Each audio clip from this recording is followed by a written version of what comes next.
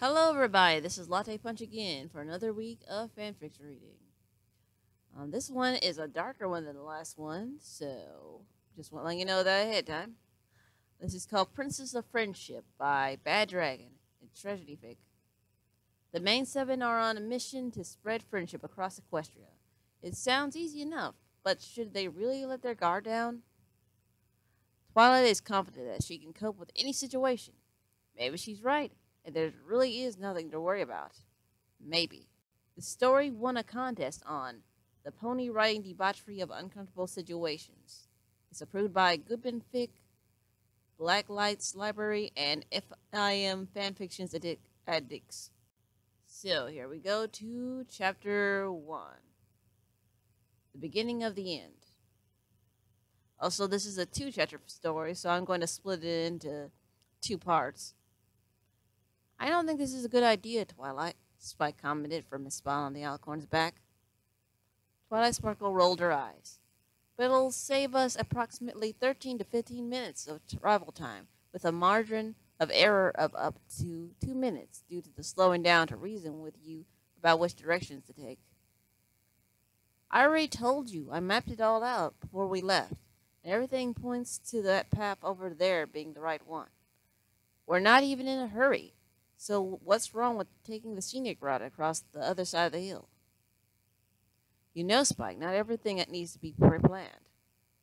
Rainbow Dash commented from above. Her head and legs swung loosely with every flop of her wings as she hovered overhead.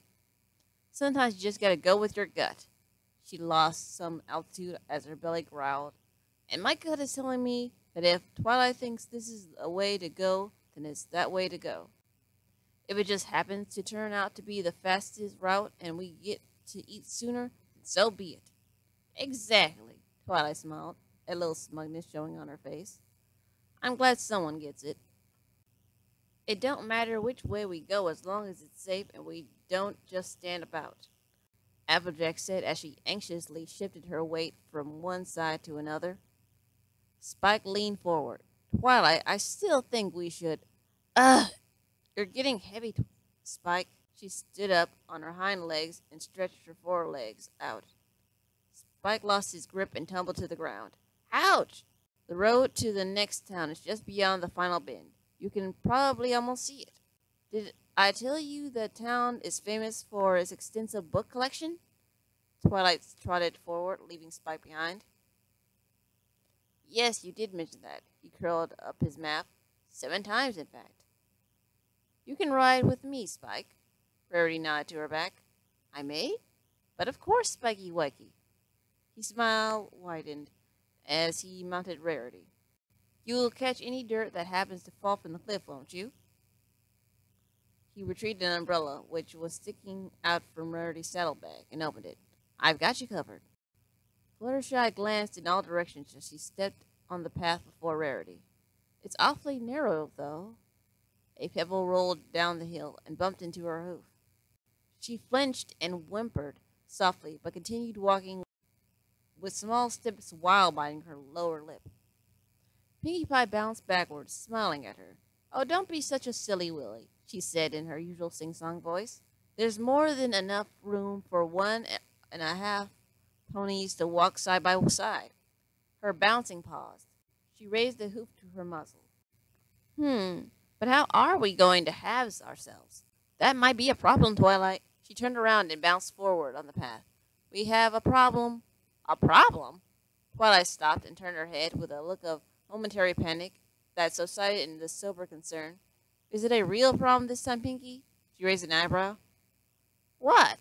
Pinkie stood up on her hind legs. Of course it is. She crossed her forehooves on Twilight's flank and leaned most of her weight on it.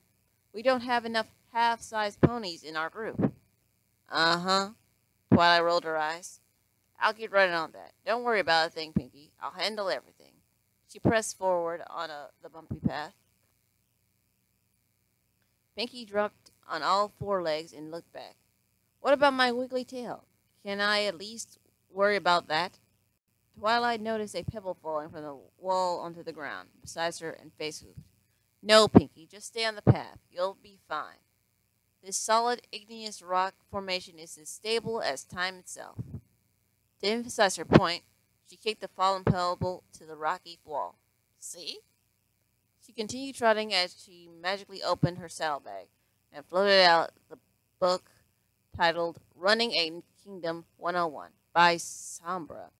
Opening it in the middle, she was immediately entranced by the content and didn't pay any attention to the section of the wall hit by the pebble, collapsing behind her. The breeze poured in front of Pinkie Pie, covering half of the path's width. Actually, it's sedimentary. I said I'll handle it. Twilight raised her voice without lifting her face from the book. Pinkie shrugged her shoulders. Okie dokie Loki, I trust you. She bounced backwards to babble to the others. Spreading friendship seemed like the easiest of tasks. Most ponies in neighboring towns were getting along just fine, even without Twilight's interference. They just need a nudge in the right direction and a good example to step up to the next level of friendship. With their friends escorting her, there was an ample amount of good examples. Whenever there was a mission, they would drop whatever they were doing just to join her on their quest. She was grateful for that. They didn't do it because of their roles as elements of friendship, but because of their true friendship toward her. As she reached a widening of the path, she noticed a lack of Pinkie babbling in the background. Pricking up her ears, she heard cracking of rocks behind her and was reassured by it. They must have been right behind her. She continued reading a chapter about establishing authority. Getting bumped on her flank made Twilight wonder if it had started to rain. She looked over her back and saw a pebble fell beside her. Friends were further away than she thought. They only just stepped onto the plain under the overhang. Come on, girls, quit your lollygagging and pick up the... Ouch, my eye! She bowed her head and cleared any sandy grain from her eye with her foreleg. The ominous sound of thunder broke over it. Twilight heard all of her friends' voices at once. Pinkie screamed the loudest. What's going on? Twilight looked up with her half-closed good eye.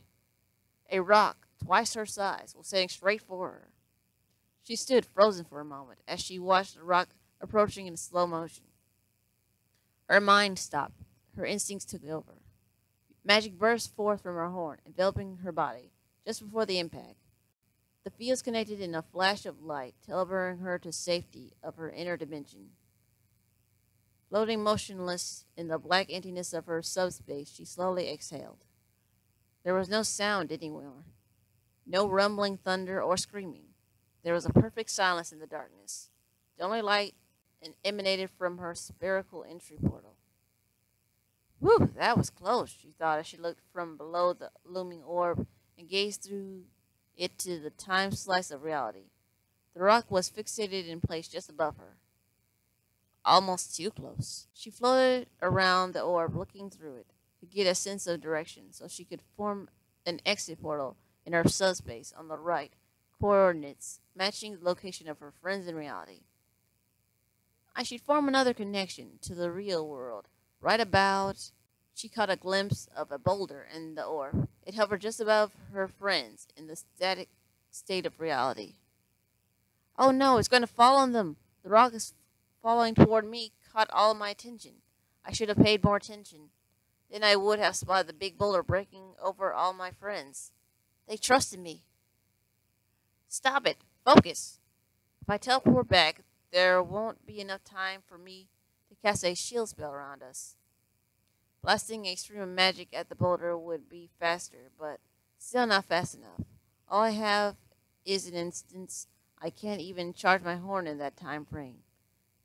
If only it would be possible to affect reality without entering it. Knowing that was a theoretical impossibility, she clenched her teeth. Don't panic, Twilight. You've handled much tougher situations than this before. It's just a silly boulder in a static state of reality. You got all the time you want to find a solution.